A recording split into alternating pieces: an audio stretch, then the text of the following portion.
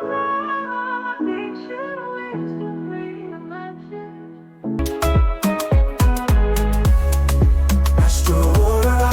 future is here.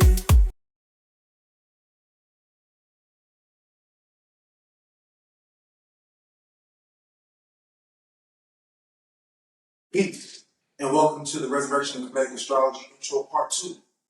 I'm Makai Ma'al, father, husband, priest of the Rasa tradition of ancient Kemet. Today's video will be getting deeper into the true spiritual laws and how they reflect themselves in the celestial bodies, or as our ancestors said, the Seba. Now, as we said in our last video, Nomos, right, where we get the word Nomos from the Greeks and what they call the Kemetic city-states.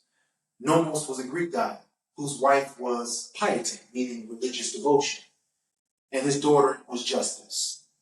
These statements about Nomos point directly to the ninth house in astrology. And when you listen to certain hymns to Nomos, it describes the movement of the sun and the greatness and the goods and the benefits and the blessings that come from the sun for us here on earth. Now, this is important because it brings in another Greek god, Uranus, or Uranus.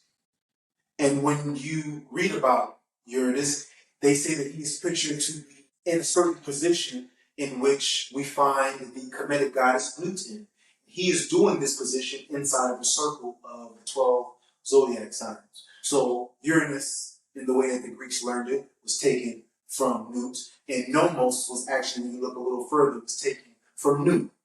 So you have two references to the heavens, Newt and Nu. Of course, they mixed them or got them confused because Nu, as a part of the heavens, is a different part of the sky. Remember, in Kemet, there were different aspects of the sky, and Nut is the wife of Get. And in Nomos and Uranus or Uranus, you see the Greeks attempt to insert two different aspects of the sky, or confusing two different aspects of the sky in Kemet. Nut and the Nu that precedes creation, one of the Kemet. Now, Uranus or Uranus is important in the fact that he's sitting in the 12 Zodiac sign celestial wheel, right? And the stories about him is talking about heaven, he's the god of the heavens or whatever, and the Greeks write it in a certain way where they talk about his effect on earth. The unification of heaven and earth, or this effect on earth, is already in the teachings of Newt. Not just in her iconography, but also in the fact that the determinative for a region or for land is actually a symbol of Nu, this X. And so from that perspective, our Kemetic ancestors, Kushite ancestors, are saying there's a union between Nu, the sky, and then the region, the land. So we didn't need the Greeks to say that the Nomos was Nomos and named after that. Our ancestors already had codified it in the teachings of Nu. So Etu is aligned with a certain Seba, or star, or constellation. And you will read in the stories of people who lived in these different so-called nomes, different towns. They will say, not only did I honor my own kind, but I honored the interior of my town, of my so-called nome. Because our ancestors already understood, as you can see in the Akans, you can see in the Yoruba, the place in which you were born. The energies of that place, the interroot or intergoverning that place also factor into your destiny and what you're supposed to do. You will see some of this in the three perspectives of destiny that you see in Vedic astrology, where they talk about the first house, where they say just by very nature of the land, of the place that you're born in, already tells you enough about your destiny. Now this goes deeper, right? Because this X, this medu of the X is what we see in the Zodiac of Dendera. And from the Zodiac of Dendera, we also see this in another African Black ancestral tradition. We see this in the Bantu philosophy with the Dikenga Cosmogram. And what do the Bantu say about the Dikenga Cosmogram? It's not just our spirituality, but it is a reflection of the cycle of life. They can measure, they can weigh, they can understand life through this cycle. Your spiritual practice, your initiations all come through this cycle. And it was the same thing in Kemet, right? And this X is the crossroads that you hear about in the Yoruba, that you hear in Bantu. It is the ways, the paths that Eshu opens up. It is the way that Ochosi tells you where to go strategically so that you can do it faster. A lot of these gurus teaching their students about keeping your heart still at the crossroads, constantly abstracting practical, realistic spiritual laws further revealing their true lack of understanding, which is typical of modern spirituality. And then the students think that a crossroads is just when you are, quote, challenged to the truth.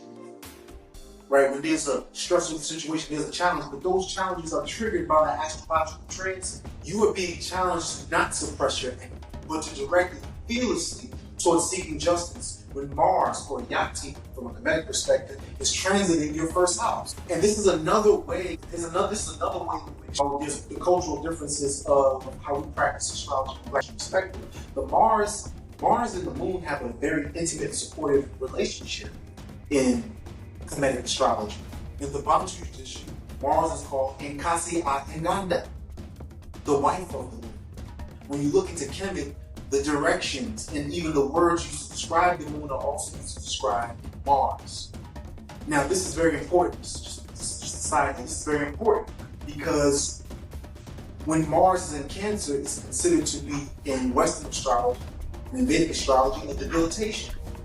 Black ancestral perspective, it would not be a debilitation. It might even be considered an exaltation. We'll get to that later.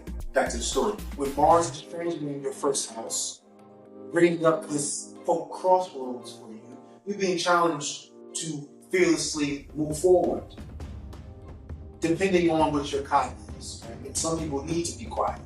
Some people need to get a hold of that energy and be quiet, based on whatever their kai is, whatever their destiny is. But most people, especially Black people, might need to say something, might need to do something, might need to defend themselves. I'll say it again.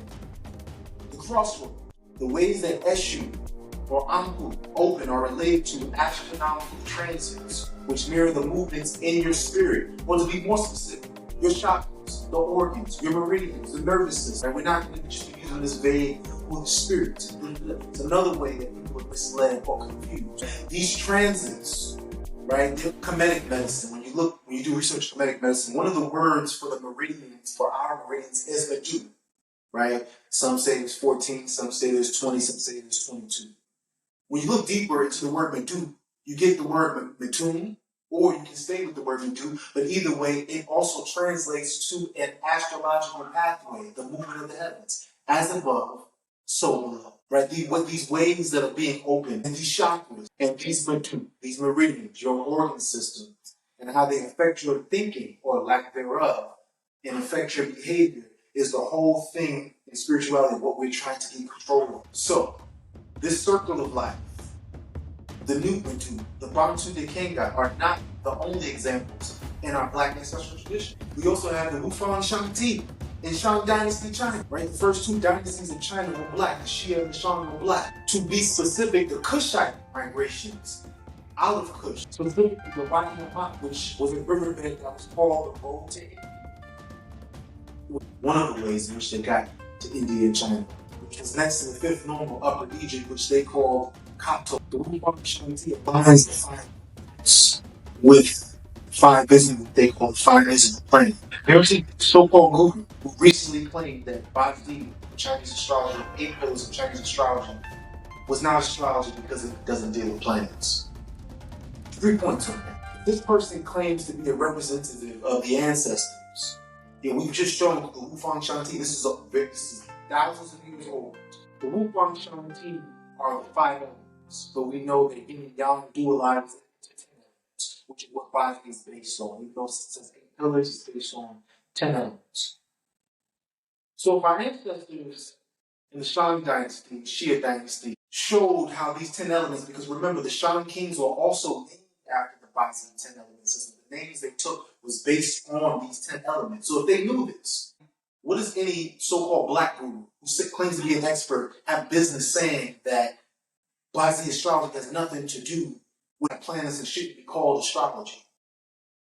Aaron, wrong again. I mean, maybe they're not listening to the ancestors. Maybe they're just listening to themselves. 2, geophysics in the Earth. Who would ever say that the Earth exists and is not affected by other planetary bodies? At least the sun and the moon.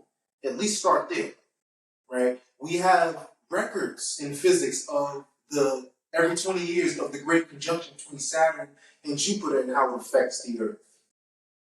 There's a history from our ancestors and the history of even modern day physics and astrophysics that speak about the effects, the radio waves that come from Jupiter, that they track here on this planet, and how the other planets affect Earth. So how could one say that Bazi has nothing to do with astrology? It's really about the earthly energies and so-called psychology, which leads me to my next point. The word psychology itself has to do with astrology, the etymology of astrology. Etymology of psychology translates back to the Zodiac, translates back to psychic force, which ultimately goes back to solar force, or Ba, energy, what we call the planet star Seba, constellation Seba. If you would take the other route with psychology, and you would trace their logo, the logo psychology is the trident from Poseidon. And when you look into the history of Poseidon and therefore psychology, you find that Poseidon is not even a real Greek god, which we will touch on when we get to Pisces.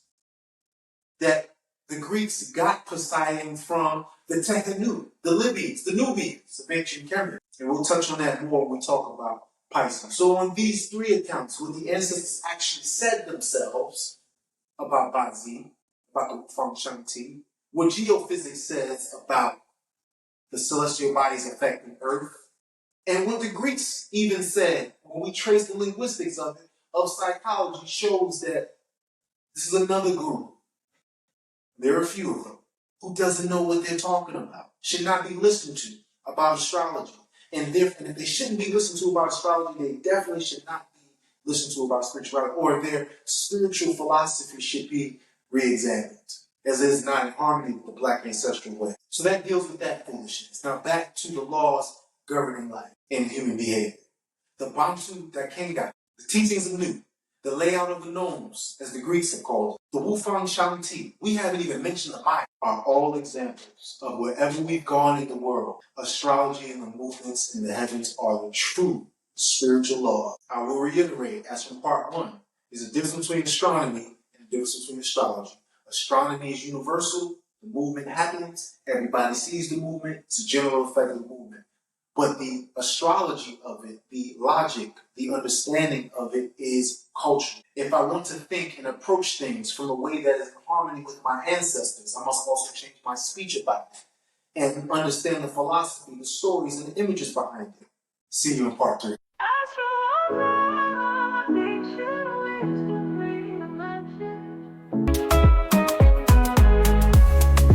Astro, the future is here.